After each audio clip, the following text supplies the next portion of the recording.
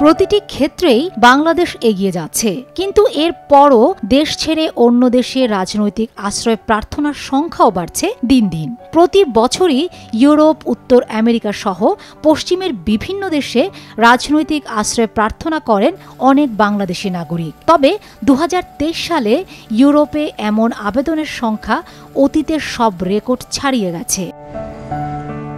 রাজনৈতিক আশ্রয় প্রার্থনা বা অ্যাজাইলাম আসলে কি, কারা এই সুবিধা পেয়ে থাকেন, চলুন জেনে নেই।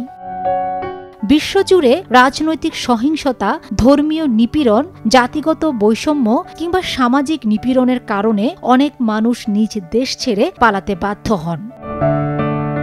এই পরিস্থিতিতে তারা আশ্রয় চান অন্য কোনো দেশে, যেখানে তারা নিরাপদে বসবাস করতে পারেন।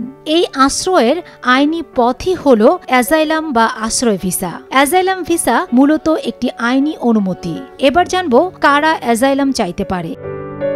সরকারের বিরুদ্ধে বা রাজনৈতিক কারণে নির্যাতন বা হয়রানির শিকার হওয়ার ভয় থাকলে, ধর্মীয় বিশ্বাসের কারণে নিপীড়নের শিকার হওয়ার আশঙ্কা থাকলে, নিজ জাতি বা নৃগোষ্ঠীর সদস্য হওয়ার কারণে বৈষম্য বা নির্যাতনের শিকার হওয়ার আশঙ্কা থাকলে, কিংবা নিজ দেশে যুদ্ধ, সহিংসতা বা প্রাকৃতিক দুর্যোগের কারণে নিরাপদ আশ্রয় না থাকলে।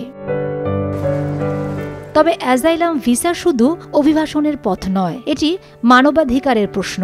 নিপীড়নের শিকার মানুষের জন্য এটি একটি নিরাপদ আশ্রয়, যেখানে তারা নতুন জীবন শুরু করতে পারেন। তবে এই ভিসা পেতে হলে আইনি প্রক্রিয়ার মাধ্যমে যেতে হয়।